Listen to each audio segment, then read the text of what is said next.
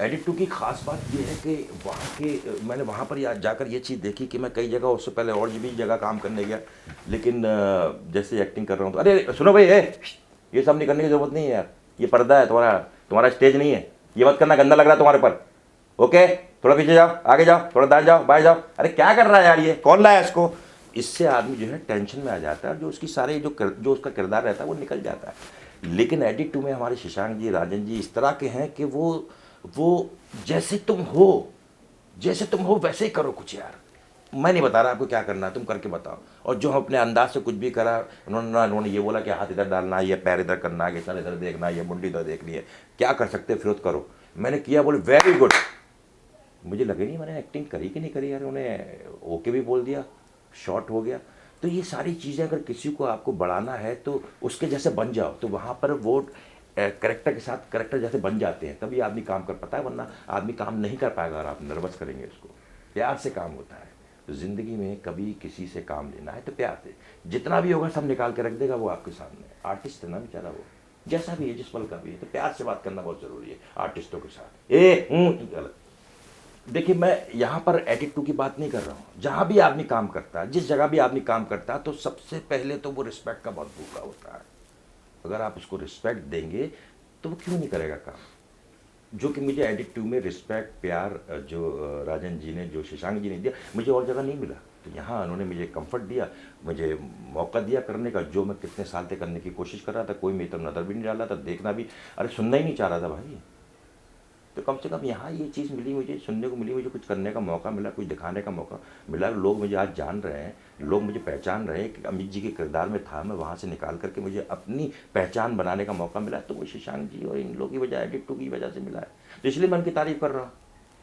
भाई मौका दो। सबसे पहली बात तो आप किसी को कुछ मत दो, कुछ चाहिए नहीं किसी को, सिर्फ रिस्पेक्ट और थोड़ा सा प्यार चाहिए, वो आप दे दो, सब कुछ बदल जाएगा, आपका भी और सामने वाले का भी। और प्यार भी होगा, एकता भी होगी। तो आप लोगों से हाथ जोड़ कर यही विनती है कि जितना प्यार दे सकें तो दें, यही कहना है मेरा आपसे। फिरोज साहब, आपका बहुत बहुत स्वागत है। सबसे पहले मैं जानना चाहूँगा थोड़ा सा आपके बारे में जी और तफसील में। बिल्कुल, क्या जानना चाहेंगे। कहाँ से शुरुआत हुई, कहाँ के रहने वाले हैं, कैसे रुख किया इस शहर का, क्या हमेशा से एक्टिंग ही करनी थी? बच्चन साहब की शख्सियत का भी दखल है आपके पूरी शख्सियत में। देखिए, एक बात मैं आपसे कहना चाहता हूँ कि जिस जगह से मैं बिलोंग करता हूँ, बहुत छोटी सी जगह है बदायूं, ये यूपी में पड़ता है। और उस वक्त जो है कि जो आज का दौर चल रहा है फिल्मों का, वो आजकल के बच्चों पे इतना प्रभाव नहीं है, क्योंकि दौर बदल चुका है, मोबाइल का ज़माना आ चुका है, टीवी है। और आजकल मोबाइल में लोग अपने आप को ही मतलब सब कुछ समझते हैं, और उसी में अपने आप को ही हीरो और अपने आप को ही किरदार समझते कुछ भी बनाते हैं। जैसे टिकटॉक हो गया, उनका दिमाग डाइवर्ट रहता है। लेकिन उस टाइम हमारे लिए साधन का जो काम था वो सिर्फ सिनेमा था, और पढ़ाई करते थे, तो पढ़ाई से छुप करके कभी कभी हम लोग फिल्म देखने जाया करते थे। तो उस वक्त जब मैंने अमित जी की फ़िल्म देखी थी पहली बार, दीवार, तो वहाँ से मैं उनकी एक्टिंग से बहुत ज़्यादा प्रभावित हुआ। और उनका एक एक मूवमेंट, उनका चलना, उनका फिरना, उनका देखने का अंदाज़, मतलब वो मेरे जैसे उस वक्त मुझे पढ़ाई आना चाहिए दिमाग में, लेकिन उस वक्त मेरी नज़र सिर्फ अमित जी पे चली गई, और मैं उनको पढ़ने लगा, उनको देखने लगा। मुझे इतना अच्छा उनके पर्दे पर जो जो भी काम करते थे वो मेरे अंदर प्रभाव कर गया, और मेरी बॉडी जो है वैसे ही मूवमेंट करने लगी। और उस वक्त इतना तेज़ दिमाग होता है बच्चे का कि जो भी चीज़ देखता है तो वो उसके दिमाग में और उसके बॉडी के अंदर घर कर जाती है। और जब मैं वो फिल्म देखने के बाद निकला, और आपको यकीन नहीं होगा कि मैंने इतना तेज़ मेरा दिमाग इसमें डूब गया कि जैसे ही बाहर निकला तो मेरे अंदर से कुदरती सारे एक्सप्रेशन उन्हीं की तरह निकल रहे थे, और उन्हीं की तरह मैं बातचीत कर रहा था। पान वाले की दुकान पर गया, पान वाला बोला कौन सा पान का, मैंने कहा भाई साहब पान लगाओ सही ढंग से, वरना एक लापड़ देंगे खींच के उधर जाके गिरोगे। बोला अरे बाप रे बाप, आप तो बिल्कुल यार एकदम सेम अमिताभ बच्चन की तरह करो। ए भाई, ए असलम भाई, ए भाई आओ ना यार, क्या कर रहा है। और उस वक्त अमिताभ बच्चन जी का इतना बड़ा हो रहा है, जैसे कि यकीन नहीं करेंगे कि मैं इतना बड़ा ऑरा शायद मैंने देखा नहीं।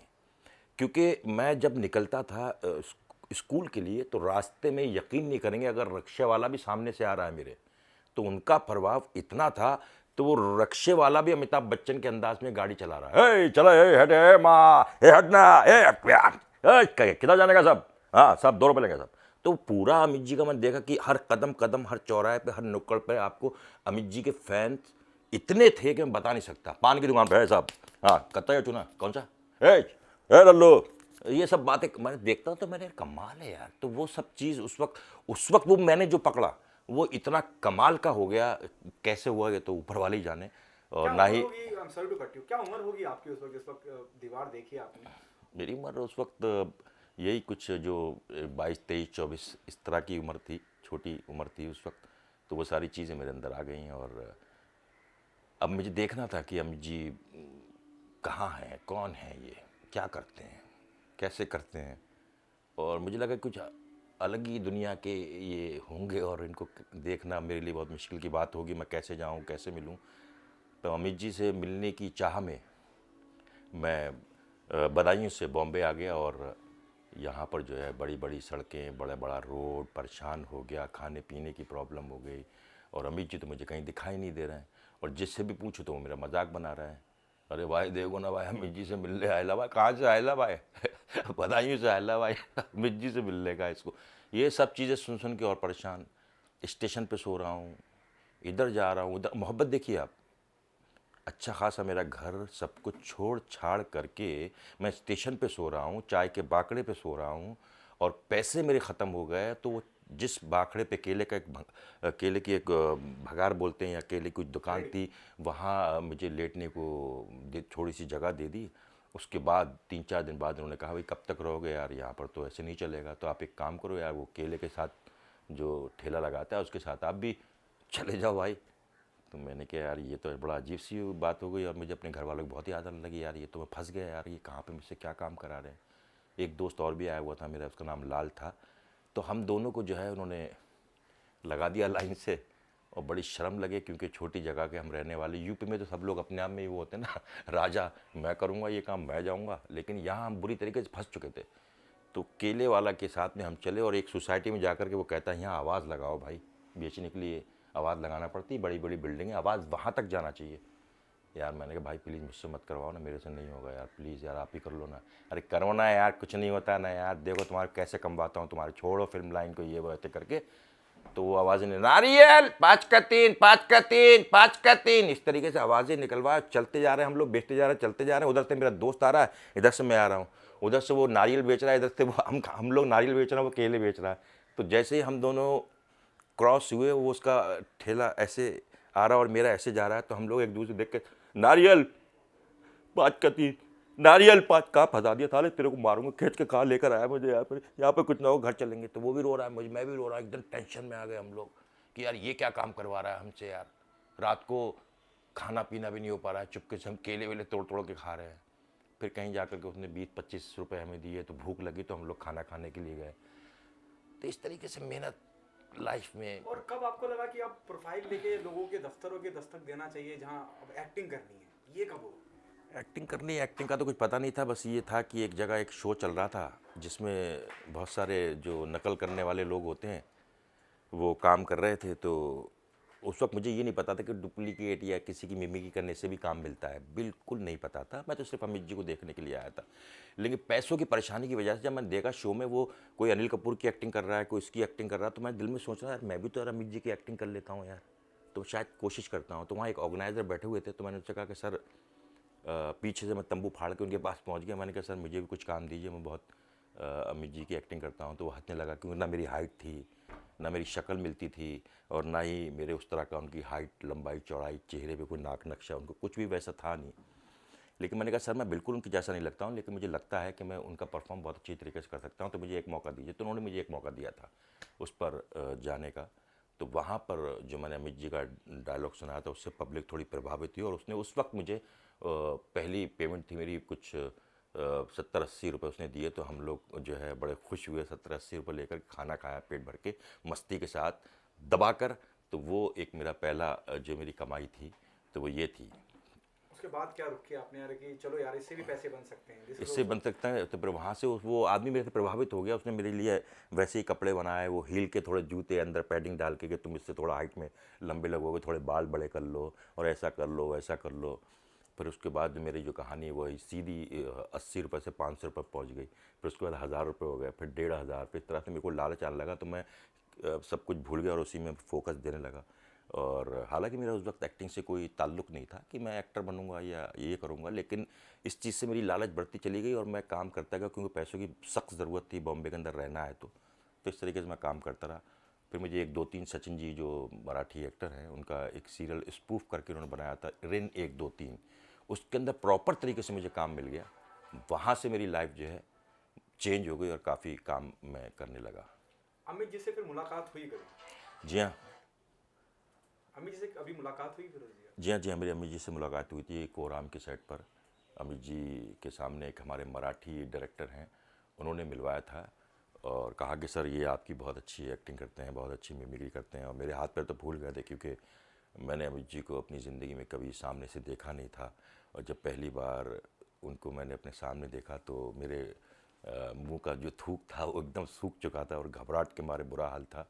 जिस वक्त अमित जी ने जब मेरी आंखों में आंखें डालकर देखा, हाँ भाई कौन है, हाँ अच्छा अच्छा हाँ, तो वो मुझे देखें, मेरी हाइट को देखें और ये सोचें कि भाई यार ये किस तरह से मेरी एक्टिंग करता हुआ, ये तो लगता ही नहीं है कहीं से भी मेरी तरह। तो मैंने वहाँ डायलॉग सुनाया था उनको थोड़ा बहुत ऐसी हल्का फुल्का, तो वहाँ से जो है अमित जी से मेरी मुलाकात हुई थी।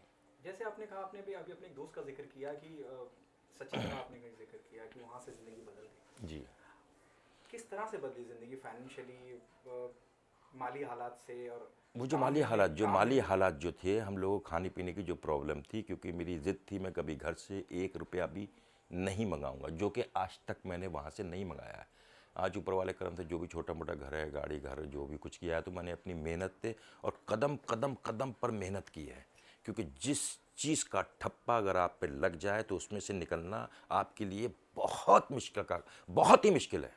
क्योंकि जो चीज़ एक बार किसी ने देख ली और वो एक खांचा अपने दिमाग में बना लेता है कि इस चीज़ के लिए अगर बुलाना है तो इनको बुलाइए, इस चीज़ के लिए बुलाना है तो इनको बुलाइए, इस चीज़ के लिए बुलाना है तो इनको बुलाइए, इंस्पेक्टर फलाना लिमका सबको वो अलग अलग निगाहों से देखने लगते हैं। लेकिन किसी ने ये नहीं सोचा कि ये कितनी बड़ी बात है, कोई इंसान किसी को इतना इमीडिएट करके उनकी सारी चीज़ें, नॉट मिमिक्री, मैंने मिमिक्री नहीं की है, मैंने पूरा उनको अपने अंदर ले लिया, एक एक मूवमेंट को, एक एक चीज़ को, समझे। तो वो चीज़ अगर मैं किसी और चीज़ को भी देख के करता तो वो चीज़ भी मेरे अंदर आ जाती। तो किसी ने दिमाग नहीं लगाया कि ये बंदा अगर ऐसा कर रहा है तो ये भी कर सकता है, ये भी कर सकता है, ये भी कर सकता है। ये तो कला है ना, फ़न है ना मेरा, उस फ़न को समझो। तो ऐसे में हमारे एडिट टू जिनका मैं सीरियल कर रहा हूँ, जीजा जी छत पर, भाभी जी घर पर, साहिब बीवी और बॉस, और मे आई कम इन मैडम, उनके मैंने 6-7 सीरियल एडिट टू। जो शशांक जी डायरेक्टर हैं वो इतने समझदार हैं, उन्होंने सोचा यार फिरोज तुम यार अमित जी की इतनी अच्छी एक्टिंग करते हो तो यार तुम खुद का भी तुम बहुत अच्छा कर सकते हो। तो उन्होंने मुझे कुछ वहाँ पर अलग टाइप का कराया और अलग रोल कर रहे हैं। साहिब बीवी में डैड का रोल किया मैंने, फादर का रोल निभाया। तो इतना बड़ा उन्होंने भरोसा मेरे ऊपर किया, तो उस भरोसे को आज जिसकी वजह से उन्होंने मुझे कम से एक सीरियल से दूसरे सीरियल में, दूसरे सीरियल से तीसरे सीरियल में डालते ही रहते हैं। और आज भी मेरा 15 अभी सीरियल शुरू होने वाला है, जीजा जी रिटर्न। तो एक मेहनत काम की वजह से ये सब चीज़ें मिल रही हैं और मैं कर रहा हूँ।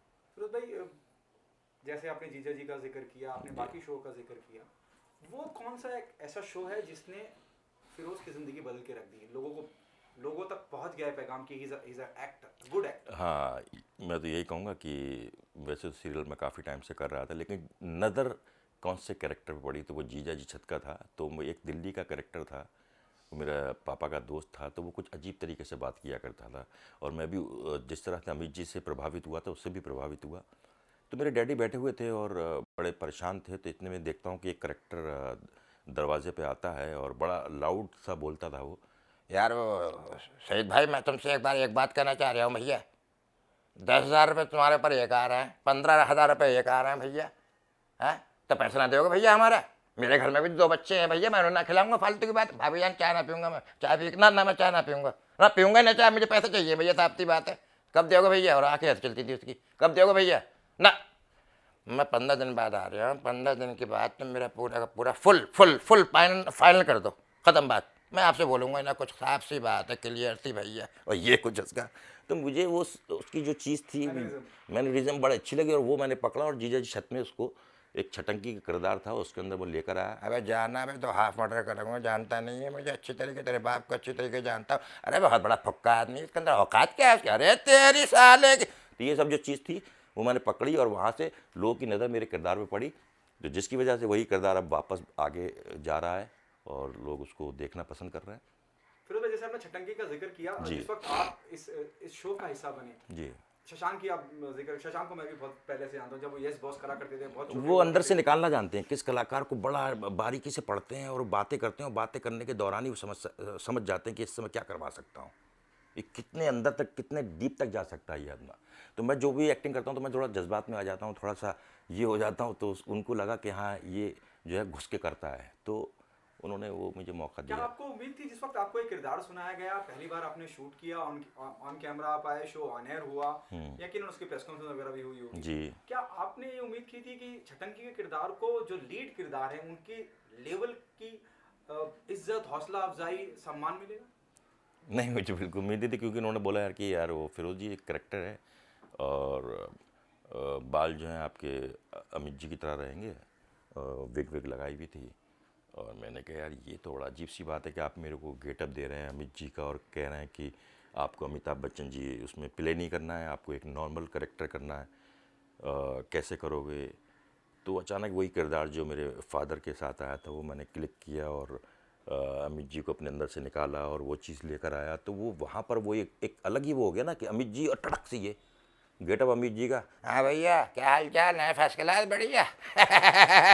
ये जब निकाला तो वो एकदम अलग ही फ़नी टाइप का हो गया, और वो फ़नी टाइप के जितने भी किरदार थे उनमें एक अलग सा एक ये किरदार निकल कर आया, लोगों ने बहुत पसंद किया। बस क्या उम्मीद थी आपको इतना पसंद करा जाएगा? नहीं नहीं, मुझे बिल्कुल भी उम्मीद नहीं थी कि इतना पसंद किया जाएगा, बस क्या ऊपर वाला सरप्राइज हुआ फिरोज? सरप्राइज हुआ मैं। अच्छा, और इसके उसके बाद से मुझे जब कॉल आने लगे इधर उधर से, भैया आपका ये किरदार है, वो ये, तो इनसे मैं वो कर चुका हूँ कॉन्ट्रैक्ट की, भाई मैं साथ में काम कर रहा हूँ ओके। तो मुझे एहसास हुआ यार कि मेरे लिए कॉल आ रहे हैं यार, कि भाई इधर से call, hello how are you, fine Firoz ji आपका एक किरदार है, आप करेंगे ये है, तो मुझे कॉल आने लगे, तो एक थोड़ा सा मेरे अंदर से कॉन्फिडेंस और ज़्यादा बढ़ा। और मैं कोई भी चीज़ करता हूँ तो नॉर्मल तरीके से करने की कोशिश करता हूँ, कोई भी किरदार को देखता हूँ, जैसे कि अमित जी को देखा था तो अमित जी मेरे अंदर आए, तो मैं कोई भी किरदार को देखता हूँ तो वो किरदार लाने की कोशिश करता हूँ अपने अंदर, तो इसमें थोड़ा सा मैंने अलग करने की कोशिश कर रहा हूँ। अरे भाई देखिए ऐसा है कि मैं तो इस चीज़ को करता ही हूँ, जानता ही हूँ, अब तो जानते ही हैं, और ये झटका है इसके अंदर कुछ अलग टाइप का, तो वो अलग अलग किरदार मैं सोच रहा हूँ कि घुसूँ और करूँ।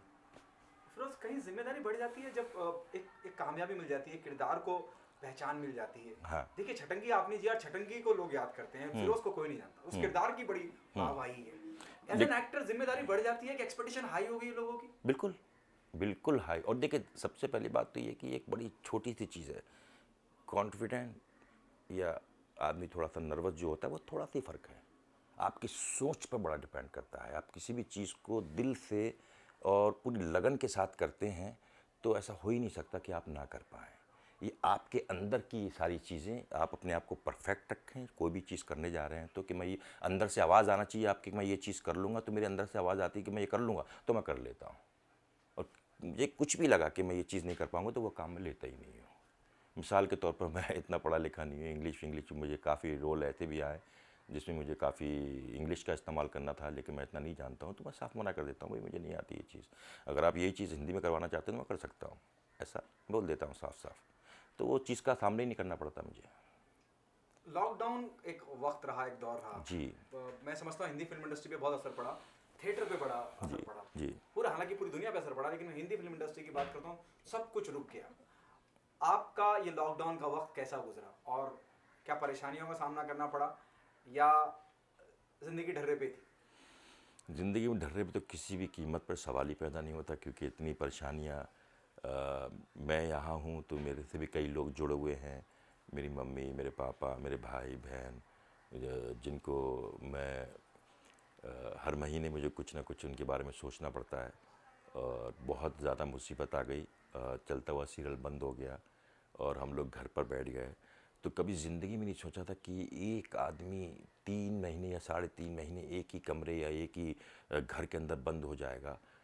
तो वो पल मैं समझता हूँ कि मेरी ज़िंदगी के सबके शायद होते होंगे, लेकिन मेरी ज़िंदगी में वो पल, मेरा एक एक मिनट मेरे लिए बहुत भारी गुजरा है, क्योंकि बच्चों का साथ है, बड़ी जगह आप रहते हैं, कहीं आपको कुछ लेना है, कहीं आपको कुछ देना है, किसी से आपके कुछ कमिटमेंट हैं, वो खाली ख़त्म हो गए, तो उस वक्त अंदर क्या फीलिंग आ रही थी, ये तो एक काम सोच भी नहीं सकते कि क्या फीलिंग आ रही थी। बहुत बुरी फीलिंग आ रही थी और बहुत ही बुरा वक्त गुजरा है। भगवान या अल्लाह या जो भी ये वक्त किसी को ना दे, बहुत बुरा वक्त था। सबसे अच्छी खुशखबरी क्या मिली आपको लॉकडाउन के बाद? लॉकडाउन के बाद ही मेरा सीरियल शुरू हो रहा है, जीजा जी छत पर है, रिटर्न, तो वही खुशी है और वही करने जा रहा हूँ। और वैसे तो और भी जगह से मुझे कॉल आ रहे थे, लेकिन एडिट 2 ने मुझे इतना सहारा दिया या काम दिया, तो उसकी वजह से मैंने और वो काम नहीं लिए हैं। मैं समझता अगर मैं लेता तो और अच्छा काम होता, लेकिन एक ज़ुबान होती है, एक मोहब्बत होती है कि जिसने मुझे और मैं शशांक जी का मैं बहुत आभारी हूँ कि जिन्होंने मुझे इतना बड़ा काम दिया, इतना बड़ा भरोसा किया कि एक लुक लाइक की जो इमेज है यहाँ पर, सबसे ज़्यादा नीचे की स्तर पर सोचते हैं लोग जो, लेकिन उनकी भी एक दिल होता है, उनमें भी कला होती है, वो भी बहुत कुछ कर सकते हैं, मौके की बात होती है। हाँ, सब नहीं होते, कुछ लोग हैं ऐसे इसके अंदर जो मैं समझता हूँ कि बेचारे ये फंस गए हैं। उस पर नज़र डालें, समझें, जानें और उसको मौका दें। हाथ जोड़कर आप लोगों से सिर्फ यही विनती है कि किसी को भी कम ना समझें। कोई भी इंसान कहीं से भी आकर के कुछ भी कर सकता है, जैसे कि मैं कर रहा हूँ। कोशिश करने वालों की हार नहीं होती, मैं समझता हूँ। आपने भी जीजा जी छत पे रिटर्न की आपने बात करी, पहला दिन शूट का कैसा रहा, क्या इमोशनल हुए आप? रिटर्न अभी शुरू नहीं हुआ है, ये अभी सेट बन रहा है मीरा रोड में ही, तो वहाँ शुरुआत होने जा रही है। तो अभी सिर्फ कैसा गेटअप रहेगा, क्या रहेगा, किस कितने तरह का, एक्साइटेड हैं आप? बहुत हूँ। मैं करना है, अच्छा करना है, करूँगा। ऑडियंस से अपनी जो आपको आपके किरदारों को सराहते आए हैं, हौसला अफजाई करते आए हैं, फैंस उनके लिए क्या कहना चाहेंगे फिरोज? मुझे बड़ा ताज्जुब हो रहा है कि जब लोग जब मुझे मैसेज करते हैं, छटंकी मामा मुझे बना दिया, एक जग मामा मामा बन गया हूँ मैं। दिल्ली गया तो वहाँ पे भी मामा मामा, बधाई हो गया तो वही मामा मामा। कभी ज़िंदगी में ये अल्फाज नहीं सुनाता, आज सुनता हूँ। मामा वैसे अजीब सा लगता है मुझे, क्योंकि ठीक है, लेकिन मेरा किरदार इतना हिट हो गया तो मुझे बड़ा अच्छा लगता है मामा सुनना। वो इतना हिट हो गया किरदार। और छोटे छोटे बच्चे, पापा प्लीज़ एक बार नंबर दीजिए ना, हम आपसे बात करना चाहते हैं, छटक की मामा जी आप बड़े फ़नी लगते हैं हमको, मम्मी पापा से मैं रो रो के आपका सीरियल देखता हूँ, ऐसा करता हूँ वैसा करता हूँ। तो ये सुनना बड़ा अच्छा लगता है। और जो नए, जो सबसे बड़ी बात इसके अंदर ये हो गई कि जो नए लोग हैं, नई उम्र के जो लोग हैं, जो नए लोग हैं, जो नए उम्र के लोग हैं, बच्चे जो लोग हैं, उन लोगों ने बड़ा पसंद किया। वरना ये सीरियल वगैरह तो छोटे बच्चे नहीं देखते हैं ज़्यादातर। छोटे बच्चों ने बहुत पसंद किया, बहुत प्यार दिया। फिल्मों में भी काम करना चाहेंगे और क्या ऑफर्स हैं? बिल्कुल, अगर मौका मिलेगा तो मैं सब कुछ करने को तैयार हूँ, मैं रेडी हूँ। और वहाँ पे भी काम करना चाहूँगा और अच्छा काम करूँगा। विलन का मिल गया तो और अच्छा लगेगा मुझे, क्योंकि आँखों में आँखें डाल के बात करने का शौक़ मुझे बहुत है। वो मौका मिलेगा तो मैं छोड़ूंगा नहीं, किसी भी कीमत पर।